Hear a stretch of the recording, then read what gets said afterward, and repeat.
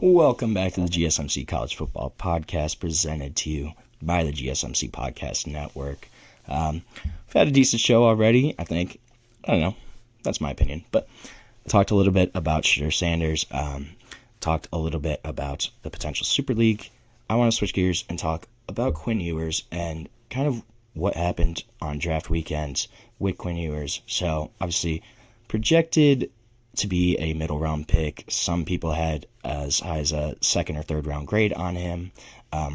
Probably was realistically going to be maybe a fourth or fifth rounder, but did not happen. Quinn Ewers fell to the seventh round, was drafted by the Miami Dolphins, and this is just a really interesting scenario, I think, overall. Quinn Ewers, this was a kid that was the highest ranked high school quarterback prospect ever by internet recruiting sites.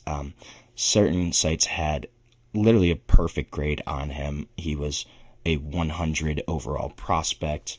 I think that also kind of set the expectations for him for his college football career. And this was a guy that I think if he didn't have those expectations, I think his career would have been looked at in a much better light. He really did have a solid college career. Twice made second team all-conference, led Texas kind of back. You know, there was always the meme of Texas is back. But Quinn Ewers really did bring Texas back. They came back. They're now still a college football playoff contender, perennial. I think they're back in that really big blue blood kind of state mindset. And I think a lot of that was because of Quinn Ewers and what he brought to Texas. And this was a guy that he was a number one ranked quarterback in that 2021 recruiting class. And you look at some of the other names in that class. Caleb Williams was the second overall quarterback. Drake May, number 4. J.J. McCarthy, number 6. Jackson Dart, 13. Garrett Nussmeier, who could be a first-round quarterback next year, had 4,000 yards last season for LSU. He was the 19th quarterback in the class. Shedeur Sanders was number 37. Riley Leonard was number 58 in this class. This was a guy that Quinn Ewers was ranked higher than all of them. Scouts, pundits, they all thought that this guy was going to be the best quarterback of this class. And I think that kind of shows his overall talent level, what he's capable of. I'm really curious on, was this the right decision for Quinn Ewers? He probably, if he entered the transfer portal, I think he could have made at least $4 million. You know, you had a guy like Carson Beck, who's coming off a shoulder injury, who's probably a little more highly graded as a quarterback prospect, but he got over $3 million from Miami. I think Quinn Ewers was probably going to get a little bit more than that just because of his winning ability, what he brings to a table as a veteran quarterback. I think he probably could have made about $3-4 million.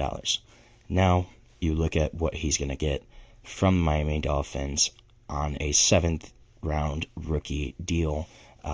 Financially wise, obviously, it seems like if he had stayed at Texas for another year, or not at Texas, just stayed in college for another year, Quinn Ewers probably could have made a little more money this next season. But here's the other thing. I think he definitely would have had to enter the transfer portal. There was no way that Texas was not going to let Arch Manning start this year. This was the year for Arch to take over. Obviously, we've been seeing the grooming of Arch Manning the past couple seasons, saw him play even more this past year, and everything that sounds like coming out of Austin, they want Arch Manning to be that quarterback one for the Longhorns. And I think Quinn Ewers, he was going to be shown the door, even if he wasn't. If he decided to stay in college, he was going to be shown the door. But I think he would have made a lot more money if he stayed in college. So was that the right decision? I'm not sure. He didn't make the decision based on financials, which is funny because you look at the start of his college career.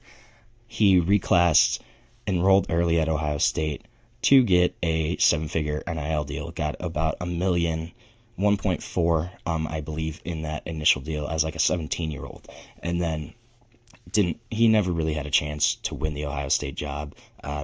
Spent the season there, got his paycheck, then transferred back to Texas. But this is also a guy that, if you look at his NFL draft stock, He suffered injuries in all 3 years at Texas. Deep ball accuracy left a lot to be desired at times. And also just his pocket awareness overall was a little questionable. So those are kind of some of the knocks on Quinn Ewers as a prospect. But there's still a lot of good things about his game. His arm strength, he's got a really quick release. He's got nice touch on the balls. He's a tough quarterback. He's got a lot of poise in the pocket. I thought somebody would probably take a flyer on him a little earlier. I had him ranked much higher in my overall quarterbacks on this class. But this is also a guy that I think if he did stay in college, he would have had to leave. I'm not sure if he really wanted to go anywhere else. He was a guy that grew up rooting for Texas, was a big fan of them, always wanted to be the Texas starting quarterback. He fulfilled that dream.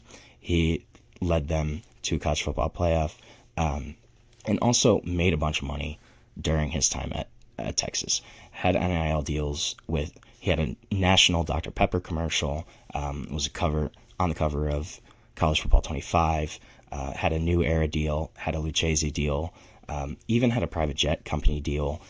And then he was also paid in NIL money from the Texas actual collective. So I'm sure Quinn Ewers did pretty well for himself over his few years at Texas. I wonder if it was the right call. The one thing, too, is I don't think his stock was going to get any higher in next year's draft class. This is a much weaker quarterback class overall. And if he was a 7th rounder in this class, he could have been a UDFA next year and been fighting for a roster spot. So from that perspective, I think it might have made more sense for him to go to the NFL right away. But from a financial-based point of view, it was a little questionable that Quinn Ewers kind of did this. And I wonder if we're going to start seeing this more in college football. Will guys want to stay and try to rack up some NIL money if they're going to be a 3rd or 4th round pick?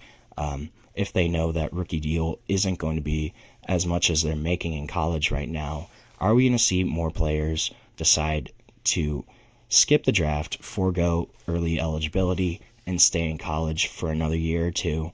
I think that's going to be something we're going to have to wait and see. I think it's very possible, though. You saw Cam Ward do it last season. He could have gone in the draft after the Washington State year, decided to transfer to Miami, and obviously that was a great decision for him. He was probably going to be a day 2 quarterback last year, ended up being the 1st overall pick this season.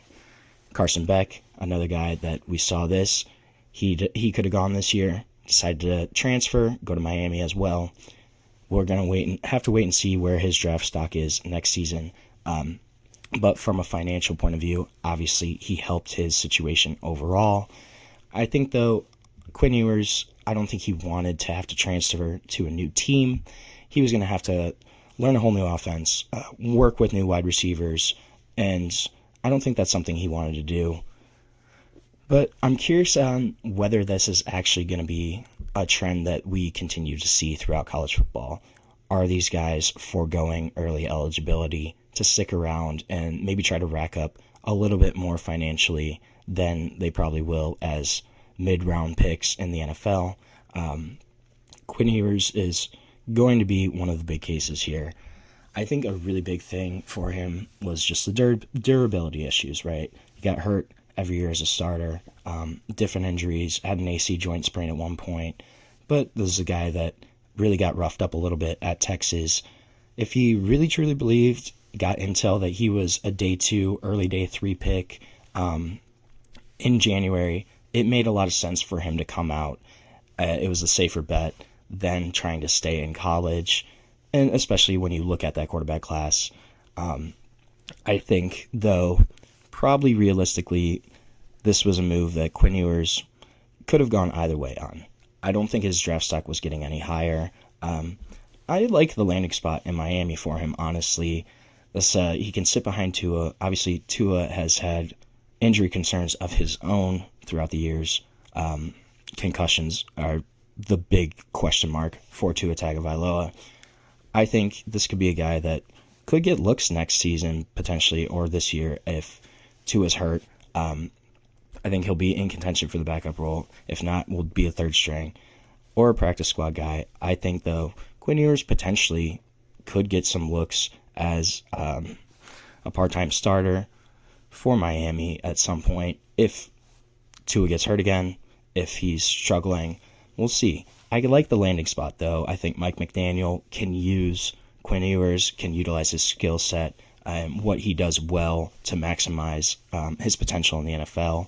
But was it the right call for him to stay or to go? Not really sure.